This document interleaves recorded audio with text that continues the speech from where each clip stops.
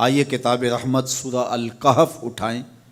اللہ تعالیٰ نے ایک واقعہ بیان کیا ہے حضرت موسیٰ اور حضرت خضر علیہ السلام کا، کہ حضرت موسیٰ علیہ السلام عزم مصمم کر کے جب چلے تو اللہ فرماتا ہے کہ ہم نے حضرت موسیٰ علیہ السلام کو جس بندے کی نشانی بتائی تھی وہ بندہ ان کو وہاں مل گیا۔ سفید چادر اوڑے حضرت خضر علیہ السلام وہاں لیٹے ہوئے تھے، تو یہ جا کے ان کے پاس کھڑے ہو گئے کہ حضرت میں آپ کی خدمت میں اس لیے آیا ہوں کہ اللہ نے آپ کو جو خصوصی علم عطا کیے ہیں میں ان کو سیکھنے کی غرض سے آپ کی چوکھٹ پہ آیا ہوں۔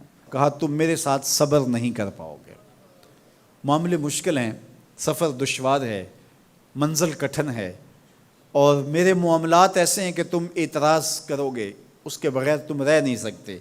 حضرت موسیٰ علیہ السلام نے کہا اگر اللہ نے چاہا تو آپ دیکھیں گے میں صبر کروں گا، اور آپ کے کسی حکم کی کسی کام کی میں نافرمانی نہیں کروں گا، کسی کام کا انکار نہیں کروں گا۔ کہا کہ اچھا شرط یہ ہے کہ جو میں کروں اس پر تم اعتراض نہیں کرو گے، سوال نہیں کرو گے، یہاں تک کہ میں خود ہی نہ بتاؤں۔ تو کہا کہ یہ شرط ٹھہری، میں کوئی بات نہیں کروں گا۔ فانطلقا، دونوں چل پڑے، دریا کے پار جانا تھا۔ جو کشتی کا مالک تھا، کشتی بان تھا، وہ حضرت خضر علیہ السلام کو جانتا تھا، تو اس نے کرایہ بھی نہیں لیا، لیکن جب کشتی پر سوار ہوئے تو عصا مار کے حضرت خضر علیہ السلام نے کشتی کا ایک پھٹا توڑ دیا۔ تو بے ساختہ حضرت موسیٰ علیہ السلام نے کہا آپ نے پھٹا توڑ دیا، یہ سارے ڈوب جائے؟ کہا میں نے کہا تھا نا تم میرے کاموں پہ صبر نہیں کر پاؤ گے۔ تو حضرت موسیٰ کو یاد آیا، کہا میں بھول گیا تھا، اس پر مواخذہ نہ کیجیے۔ پھر دونوں چل پڑے، بچے کھیل رہے تھے، ایک خوبصورت لڑکا وہ بھی بچوں میں کھیل رہا تھا۔ حضرت خضر آگے بڑھے اور اس کی گردن مروڑ دی، اس کو قتل کر دیا۔ صاحب شریعت تھے حضرت موسیٰ علیہ السلام، نہ رہ سکے، پھر بول پڑے ایک جان کو بغیر کسی جان کے بدلے میں قتل کر دیا، اس نے گوایا کیا تھا ہمارا؟ آپ نے بہت ہی جو ہے وہ غلط کام کیا، یہ کام اچھا نہیں کیا آپ نے۔ کہا میں نے کہا نہیں تھا کہ تم میرے ساتھ صبر نہیں کر پاؤ گے۔ کہا ایک موقع اور دے دیجئے، اب اگر میں نے کوئی اعتراض اٹھایا تو پھر دوبارہ مجھے آپ اپنی صحبت میں نہ رکھیے، عذر تمام ہو جائے گا۔ پھر دونوں چل پڑے، یہاں تک کہ ایک بستی میں دونوں آئے تو آپ نے بستی والوں سے کہا کہ ہم مہمان ہیں، آپ ہماری مہمان نوازی کیجیے، کھانا کھلائیے۔ تو انہوں نے انکار کر دیا، کہا کہ ہم تو آپ کو بلایا نہیں ہے، آپ خود آئے ہیں، آپ اپنے کھانے کا خود انتظام کیجیے۔ گزر رہے تھے گلی سے تو ایک دیوار گرنا چاہ رہی تھی، تو جلدی سے اس دیوار کو مرمت کر دیا۔ کہا حضرت ہم اگر چاہتے تو اس پہ اجر لے سکتے تھے، انہوں نے ہمیں کھانا تک نہیں دیا اور ہم ان کی دیواریں سیدھی کر رہے ہیں۔ کہا اب تمہاری میری جدائی ہو گئی، تم نے یہ بھی اعتراض کر دیا۔ تو انہیں یاد آیا کہ وہ یہ بھی اعتراض ہو گیا۔ اب میں تمہیں بتاتا ہوں کہ یہ 3 کام میں نے کیوں کیے۔ اللہ اکبر۔ اب سنیے، قرآن ہمیں بتاتا ہے کہ ظاہری علم بھی ہوتا ہے لیکن کوئی باطنی علم بھی ہوتا ہے۔ کہا وہ پہلی بات کشتی والی سنو، یہ 2 مسکین بچوں کی کشتی تھی، ان کے گھر کا چولہا اس کی کمائی سے جلتا تھا۔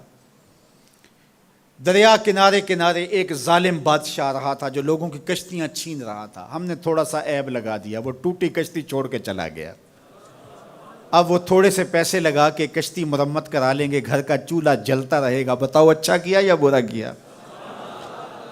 کہا رہی بات اس بچے کی جس کو ہم نے قتل کیا، اس کے ماں باپ مومن تھے، نیک تھے، صالح تھے، بچے نے بڑا ہو کے بہت برا ہونا تھا، ہم نے اس کو قتل کر دیا، اللہ اس کے بدلے ان کو بہتر اولاد دے گا۔ علماء تفسیر نے لکھا ہے اس بچے کے بدلے میں اللہ نے ان والدین کو ایک بیٹی عطا کی جس کی نسل سے 70 نبی پیدا ہوئے۔ دیوار کی کہانی بھی سن لیجئے، یہ شہر کے 2 یتیم بچوں کی دیوار تھی اور اس کے نیچے ان کا خزانہ تھا، اور ان کا باپ بڑا نیک تھا۔ خزانہ دیوار کے نیچے ہے، دیوار گرنا چاہ رہی ہے، کسی معمولی دھکے سے گر جاتی۔ 2 ہی صورتیں تھیں، یا وہ بچے خود اپنا خزانہ اٹھا لیتے یا لوگ اٹھا کے لے جاتے۔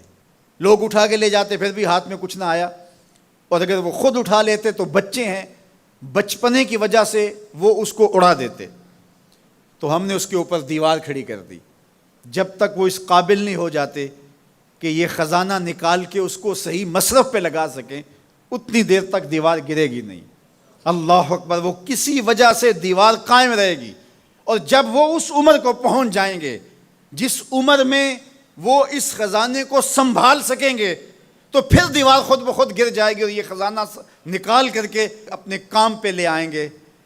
میں جب پہلی مرتبہ اس کو جو ہے وہ غور کے ساتھ تلاوت کیا تو مجھے یہ لگا کہ اس کا انطباق پاکستان کے حالات پہ بھی ہو سکتا ہے، اس لیے کہ یہ بھی یتیموں کا سرمایہ ہے۔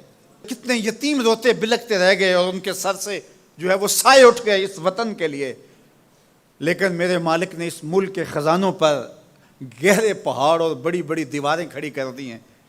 جب تک یہ قوم بلوغت تک نہیں پہنچے گی اتنی دیر تک وہ خزانے ظاہر نہیں ہوں گے، اور جب یہ قوم اپنی بلوغت تک پہنچے گی، شعوری بلوغت، فکری بلوغت، علمی بلوغت، اور رب سے جو وعدہ کیا تھا پاکستان کا مطلب کیا، لا الہ الا اللہ، جب اس بلوغت تک یہ پہنچ جائے گی، اس وعدے کی تکمیل ہوگی، پھر رب دیوار ہٹا دے گا اور پاکستان کو اللہ اتنے خزانے دے گا اور پاکستان ایسا مالا مال ہوگا دنیا دیکھنے آئے گی انشاءاللہ۔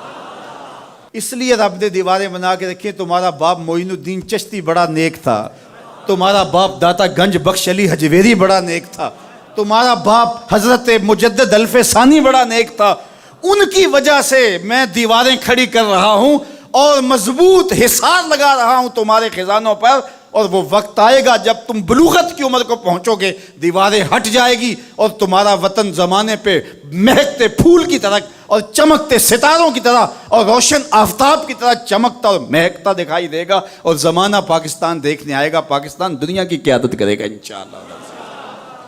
تو کہا یہ تعویل ہے ان باتوں کی جو باتیں میرے رب نے مجھے بتائی، اور یہ میں نے اپنی مرضی سے نہیں کہیں، اور جو میں نے کیا اپنی مرضی سے نہیں کیا۔ تو یہ باطنی باتیں ہیں، شاید یہ باطنی باتوں کے جوش میں یہ بات بھی میں کر گیا۔